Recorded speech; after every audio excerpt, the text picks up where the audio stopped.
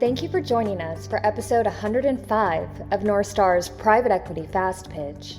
Our host, Jeff Henningsen, president of Lockton Companies in Texas, will be speaking with Doug McCormick, a managing partner and co-founder of HCI Equity Partners, a lower middle market private equity firm. Doug has been an active investor in numerous markets that include aerospace, defense, distribution, manufacturing, and transportation, to name a few. He currently serves on the board of AmercareRoyal, Echelon Supply and Service, and Pacific Defense. Doug actively supports the veteran community as the chairman of Team Red, White, and Blue, and is the author of Family Inc. He uses this content to empower others with financial literacy skills with an emphasis on the veteran community. His work and recommendations regarding investing and personal finance topics have been cited and featured by leading media outlets such as the Wall Street Journal and the New York Times. Today they'll discuss how Doug's lessons in the United States military has made him a successful private equity expert, the key ingredient that separates winners and losers in a macroeconomic downturn, and finally, how enjoying yourself becomes a key competitive advantage in business. And now your host, the podfather of private equity, Jeff Henningsen.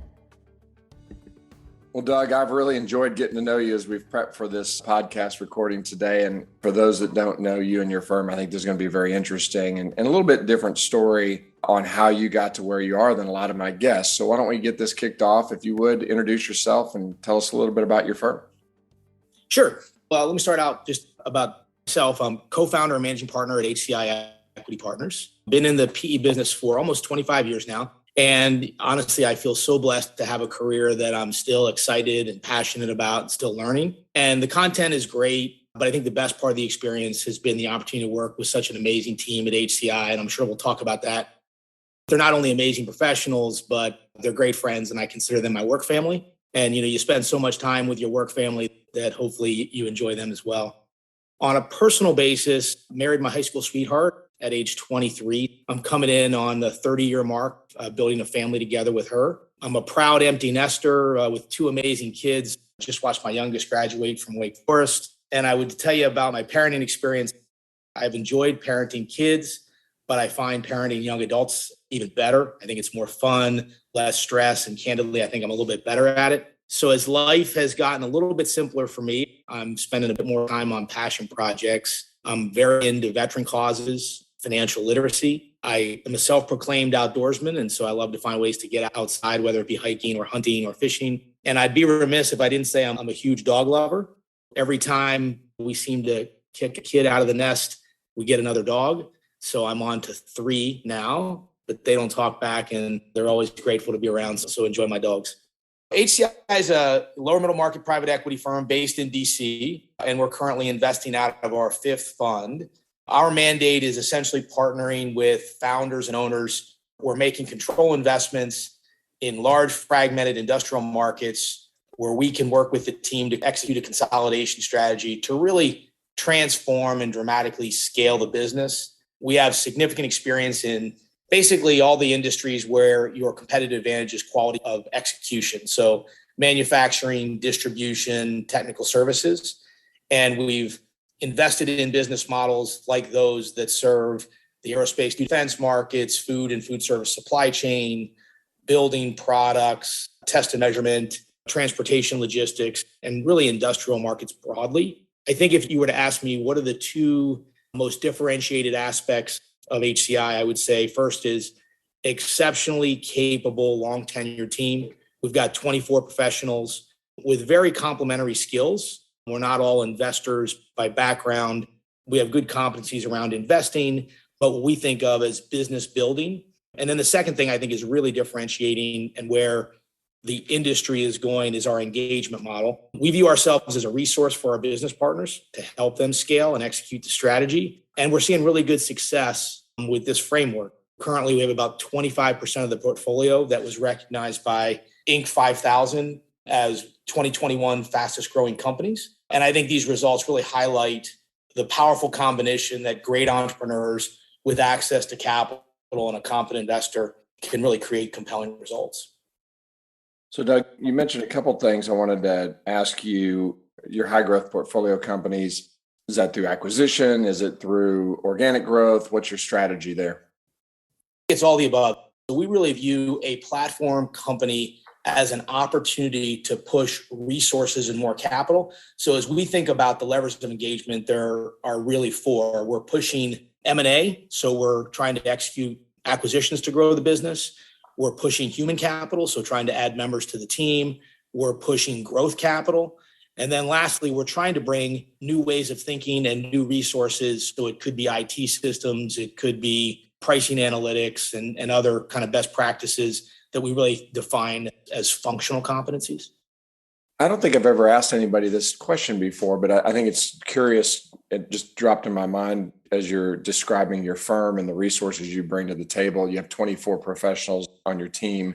When you make a new acquisition and maybe the life cycle of that portfolio company, how do you think about staffing and assigning any of those 24 people to that particular portfolio company? Well, that's a great question. I think it's evolved a bit over time. And the more experience we get with the model, the better we get at it, the more we try to integrate the entire process in a way that our underwriting also includes folks that have an operational background. So we're not only trying to understand the financial performance as is today, but we're trying to underwrite what we can do with the business. And candidly, I think the market's become so competitive that in order to be successful and win, sometimes you have to be willing to underwrite not the business as it is today, but the business in terms of where you think you can take it. And in one of our discussions leading up to our podcast recording, you talked about thesis development and various subsectors within your verticals that you're focused on. Walk through how you come up with those strategies. And then once you come up with a strategy, how do you go about proving that out and identifying companies that you might want to invest in? It starts with, we try to be thoughtful about where we have competitive advantage. And so we look at our portfolio, we look at our investment experience over the last 20 years. And that not only relates to domain expertise, but it relates to where we can leverage our network to create an angle there. So we use that knowledge base, and then we apply kind of a lens of, it's got to be a very big, large, fragmented market in North America where we think we can find an entry point and we think we can do significant M&A to dramatically scale the business. And I think two core elements of the way we think about thesis development. The first is humility. And by humility, what I mean is we try to find situations where there's a lot of different ways to grow, so we don't have to bet on simply one aspect of the thesis. If we've got M&A, we've got organic growth, we've got geographic expansion, perhaps we have product line extension expansion. All of those things give us comfort that once we get into the business, we'll find a way to dramatically grow the business. The second is we view ourselves as kind of growth at reasonable price investors. And so we're trying to find circumstances where we can really bring our skills to bear to dramatically scale the business, but we're not having to underwrite 15% plus organic growth in the market, because candidly, I think it's very hard to underwrite that over a long-term basis, but we can underwrite our ability to execute the strategy with the team. With the military background you have, I would imagine there's a lot of process orientation in how you lead a transaction and how you work with a portfolio company. Any tie-in you can bring to the discussion there? Sure. I guess there'd be two aspects of it. I do think that good processes result in good outcomes. And so we take comfort in a consistent, well-defined, mature process where people know their responsibilities, they know the handoffs, they know the accountability. I think that's one aspect of it. And then the other is, and I think this is really particularly appropriate in the lower middle market, sometimes I think it's easy to over-intellectualize what we do. And I think at the end of the day, very simplistically, if we build good teams and build good organizations that can outcompete their competition, we're going to win. And so I am very focused on human capital. How do we really develop a competitive advantage by putting the best team on the field? And obviously, that's probably a vestige from my experience in service many, many years ago. At the end of the day, people drive business. And if you don't have the right teams that are aligned and focused and going in the same direction, then it can be a real problem. It's so interesting because it's intellectually so simple, but practically so hard sometimes, right? It's not only a combination of getting the right team, but it's getting the right incentives. And I think about it as alignment of values, but where we all headed up in the same boat. So with 25 years of investment experience, you've gone through a lot of ebbs and flows, ups and downs in the economy and all kinds of different things that have happened in the marketplace and different industries. In the time frame we're in right now, inflation, potential for a downturn, interest rates going up. What are you seeing in the future? What types of things are you thinking about, not only with your current portfolio, but with future acquisitions that might be different than you were thinking a year ago? It's so funny. Like you said, I've been at it 25 years. History never repeats itself, but it often rhymes. And so some of the things we're seeing today, we haven't seen since the 70s. I do think I'm most comfortable in underwriting micro. And what I mean by that is, really digging into the company, understanding the business performance as is. And I think it's really hard to underwrite macro because there are so many different variables. But I would say we're pretty much in a risk off kind of mode right now. And I think it's very hard not to see the actions of the Fed, the actions of the labor markets and the overall economy, and not think that we've got a choppy or a rough couple quarters ahead of us. And I think that there's still attractive ways to make money in that environment. We think add-on acquisitions for existing platforms is a really attractive place to play. And I also think kind of industry selection becomes more important in this kind of environment. And so in a good economy, all sectors are kind of benefiting. And I think in today's environment, sectors that are servicing healthcare, food supply chain, transportation and logistics have some pretty good kind of defensive aspects of them where you can still feel like the risk reward's attractive. I've been with Lockton 20 years, and in that time period, we've gone through many different scenarios that feel, like you said, they for sure rhyme, and they feel a little bit like what's happening now. And we're very focused on a couple key areas to be prepared if in the event that we hit a wall in the economy. Are there any things that you're helping your current portfolio with in guiding them on how to be prepared? And going back to the military background, but having a good plan and thinking about what's going to happen is very important to be able to react and respond to what eventually happens, which is never what you plan for, but at least you're thinking about it. I think in this kind of environment, there are three things that come to top of mind. The first is contingency planning. We don't know what's going to happen, but we can come up with scenarios so we can get ahead of the thought process about what actions we need to take when different scenarios present themselves. The second is I'm very have a bias toward action. And I think in these uncertain environments, perfection can be the enemy of progress. And so I think you come up with a mediocre plan and execute against it, given imperfect information, and then course correct. And the third is that we're really focused on is financial distress doesn't result from bad operations or bad financial performance. It results from lack of liquidity. Across the portfolio, we are very focused on ensuring that the businesses have liquidity, and liquidity buys time. And I think as long as you've got time, you've got degrees of freedom to work through challenging circumstances.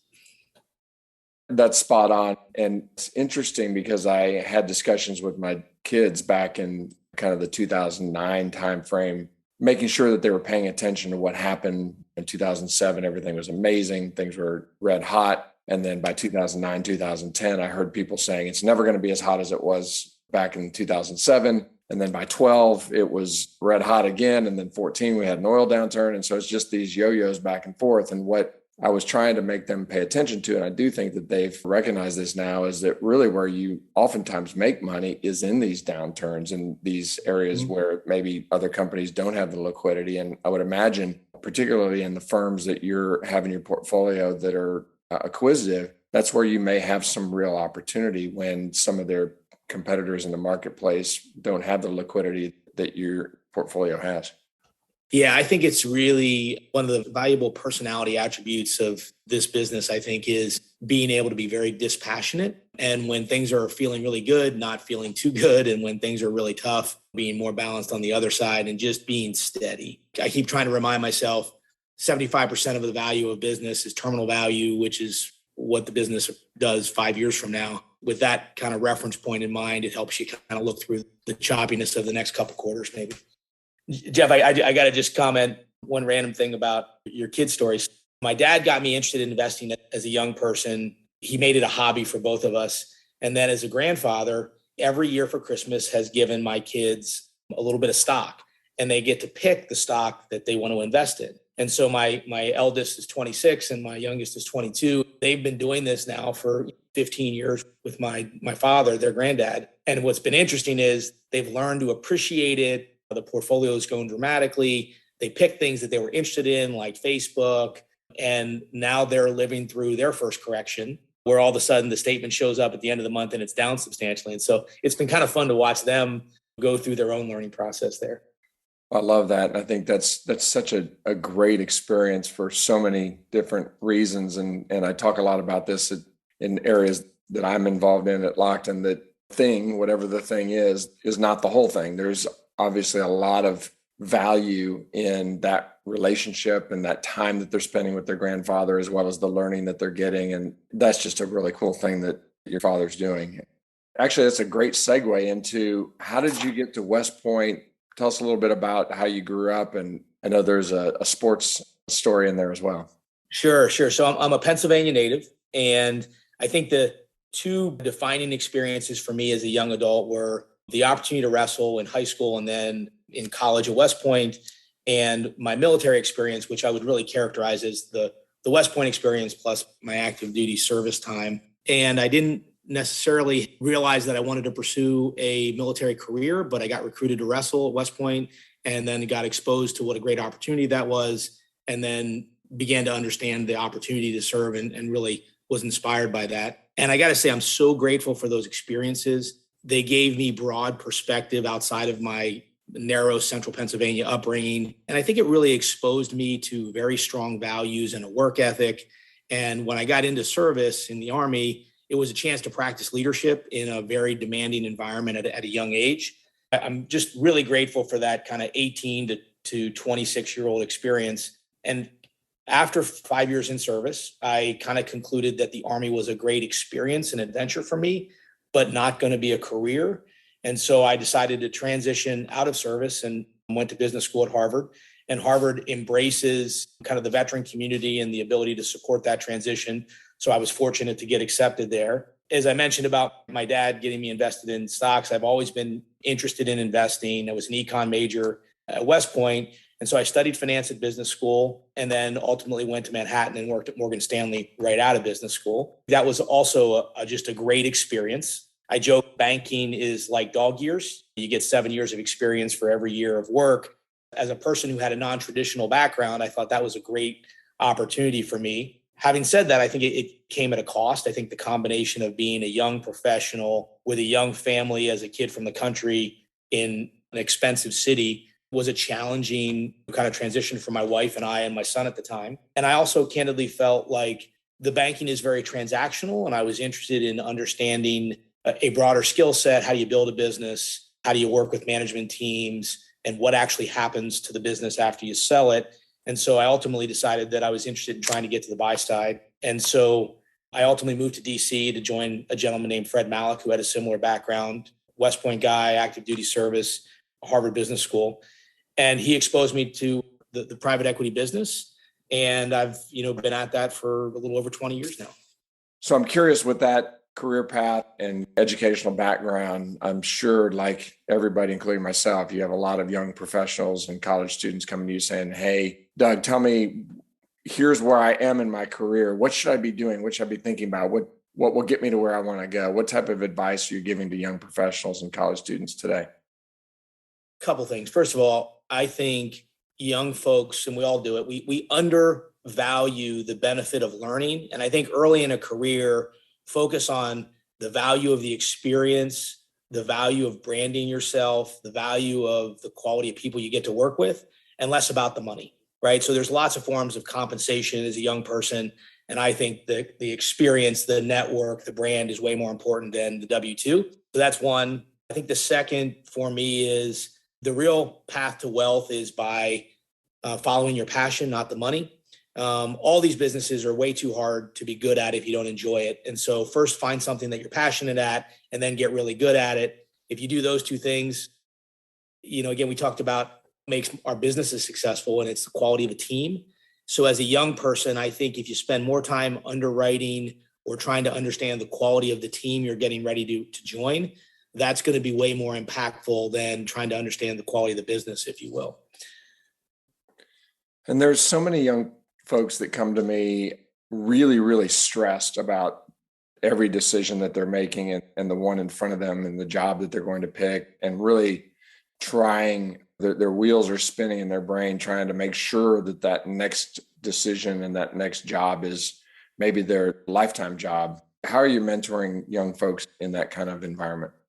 I often offer a little bit of conflicting advice. The first is, if you get back to, you're building a portfolio of experiences, you're building a brand, you don't have to solve the question of what you're going to do for the next 30 years. You're trying to accumulate the experience in the brand. And you can almost think about that in 2 or 3 year time increments. And I often tell people, like, in many cases, failure is a valuable experience in and of itself. Go join a startup, get exposed to all the lessons that you can avail yourself to in that environment. And that's still a really valuable experience, even if it didn't turn out to be a unicorn. With that in mind, think about it in short-term increments. I do think, I've talked about this, duration is a competitive advantage. And people that accomplish amazing things do so over long periods of time. Think about your career in the context of, I've got 30, 40 valuable years that I can, deploy against whatever my objective is. Play the long game, be patient about trying to build something exceptional.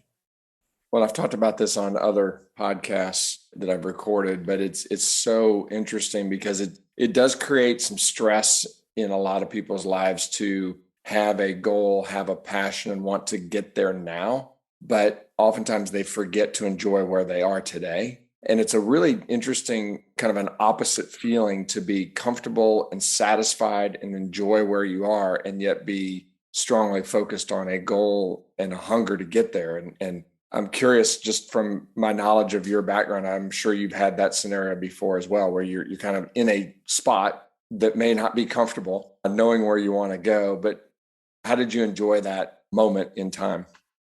I often like to say I'm never satisfied. I'm always grateful. And it's that balance of trying to enjoy the moment, but pushing yourself for excellence. And I do think, like, excellence is uncomfortable, right? Like, I don't think anybody that's ever accomplished any world record holder, any super sports team, they got there through perspiration and hard work and overcoming adversity. And so I think part of the challenge is, like, relishing the discomfort of excellence and feeling like you're growing and you're benefiting from it, even though it's hot, right? It can be high pressure. You shared something with me before we started recording, and it just, every time you say a quote or some phrase, I'm thinking about your children calling you the fortune cookie. And I just think that's the greatest thing ever. Give us some background on that, because it's fantastic. And what you just said, excellence is uncomfortable. I mean, I've been writing down notes of various little snippets of phrases and quotes that you've already thrown in, and I'd love to hear why your children call you the fortune cookie. You've already given me a couple, but any favorite quotes or mottos that you're living by right now? Sure. I am squarely in the uncool dad category. And so the quotes and sayings, like, resonate with me. I love them because in many cases, it's an effective style of parenting and it's an effective style of leadership. And the quotes I can come up with are often more memorable and do a better job of making my point than I could do on my own. As my kids are interacting with me, I can't help myself but to offer up my pithy little sayings and quotes. And so I'm affectionately known around the house as the fortune cookie, because I'm always responding to some challenge with a parable. And I guess if I had a favorite quote, I think it's probably Teddy Roosevelt in a speech he gave after his presidency. In the segment of the speech was titled "The Man in the Arena." It's a rather long quote, but to paraphrase, it says, "It's not the critic who counts. The credit belongs to the man who actually is in the arena, who at best knows in the end the triumph of high achievement, and who at worst, if he fails, at least he fails daringly." And to me, that's kind of what life is about, right? It's about picking your spot, embracing the opportunity, the challenge, and adversity. And there's pride in failure, just as there is success, because you laid it all out in the field. It's not just about winning, it's about a game well played. And so to me, that really has a lot of relevance in my whole life experience. I love that one. I'm going to tie that into Fred and his role he played in your life, because I think anybody who gets into the arena doesn't get there on their own. And although oftentimes it feels like you're in a solo battle in the world, there's so many little vignettes and experiences that you have with people. And I know that he was a major contributor to some of the things that you've done and just a great mentor. Talk a little bit about how he became a mentor to you and the value of a mentor. It's interesting. You can almost hardly imagine that you could engage with somebody this way. So I was in Manhattan and I saw some marketing literature on a private equity firm. So I'm working at Morgan Stanley, saw marketing literature on a private equity firm called Thayer Capital and reviewed the literature. This is all paper-based at this point. And I saw that the founder of the firm was a gentleman named Fred Malik. And he was a very accomplished business leader, but also had some interesting government experience. And he had a very similar background, West Point undergrad, Harvard Business School, was a combat vet in Vietnam. And so from my desk at Morgan Stanley, I wrote him a letter and said I was interested in his career path and his journey and was hoping that he could make time to give me some advice. And then I followed up with a phone call a couple of weeks later. He was very generous with his time and said, I get to New York frequently. I'll give you a call the next time I'm up. And literally several weeks later, he was in Manhattan and we met in Midtown. And that was the beginning of a wonderful 20-year relationship. And he was a mentor and he was a great friend. And he was also just a very fantastic role model. One thing you said that just totally resonates with me is, as I think about mentors or influences, I think there are individuals. I think there are experiences. Like my military experience for me was a real influential foundation of my life. But I also think there's power of community. And so I've been blessed to be part of some communities that have really changed my life. So the West Point community, the Army community, the Harvard community, my family, they inspire me, they push me, they hold me accountable, they support me. I'll give you another saying. I think life is a team sport. And if you can plug yourself into these communities, they carry you with them. It's interesting. Something just jumped into my mind, but I was meeting with some of my partners Saturday morning and they were young partners. And so apparently a new acronym is MCE, which is main character energy. And their statement was around people who have too much MCE, meaning they're the star of the show. And what you just described is really interesting. And the time that I've gotten to know you, I can tell you're the type of person that really does appreciate and pay attention to the world that you're in, as opposed to oftentimes people walk through the world thinking they're the most important part of the world and everything revolves around them. And I find that really, really successful people who also, in my opinion, enjoy life more, have the ability to connect with and engage and understand the relevance of all those different scenarios that you just described. When I am at my best professionally, it's when I'm confident enough to admit I don't know and let everybody else educate me. And then also kind of appreciating just the value of team. I just think fundamentally, we all bring so many different experiences and skill sets. I said earlier, I trust in processes. And so if you get a lot of smart people in the same room and you can create a process where everybody can express their perspective, I just think the quality of the decision-making is always better. This has been really an awesome podcast. I think a lot of folks that don't know you are going to enjoy getting to know a little bit more about you and your career path and how you got to where you are and how you think. And well, I'm sure we'll be calling you for more fortune cookie readings at some point. But why don't we jump into the last question I always ask everybody, which is, as you mentioned earlier, there's tons of capital in the marketplace. In the particular space you're playing in, the lower middle market, there are thousands and thousands of companies, and there's also thousands and thousands of buyers and potential investors. If I'm a founder of a business or an owner of a business trying to make a decision of what PE firm or investor I might want to partner with, what are the things that you want me to remember tonight as I'm thinking about that decision and that would tip me over into partnering with HCI? Yeah, listen, appreciate the question. I'd give you three reasons. The first is we deliver our promise by doing what we say we'll do, which means pragmatically, we'll get the deal done on the terms consistent with the intent of our offer.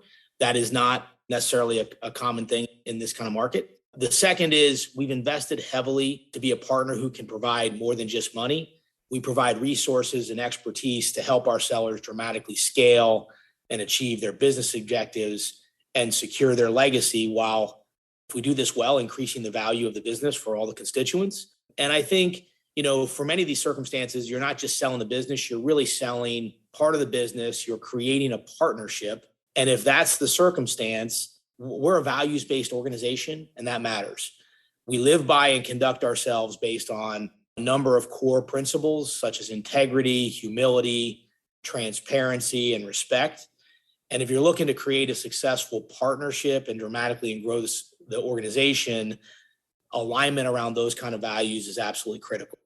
Well, it doesn't hurt that I'd be partnering with somebody who's actually been in a foxhole. And you always talk about work and life being a battle. And I definitely would like somebody who's got that battlefield experience like you have. Yeah, Jeff, just on that, I think every deal encounters tough times, right? Whether it's tough discussions about where the business is going, or it's a tough environment, tough economy, and you need to pick a partner who has the experiences to navigate those challenging times, but also is going to be a steady hand and be a good partner through good and bad. Well, Doug, I've really appreciated our time, and good luck to you guys as we go through whatever lies ahead in the economy. Hey, Jeff, listen, I really appreciate the time and the forum, so thank you for having me on. Thank you for listening to North Star's Private Equity Fast Pitch. For more information about Fast Pitch or North Star's boutique heavy hitter events, you can visit us at enorthstar.com.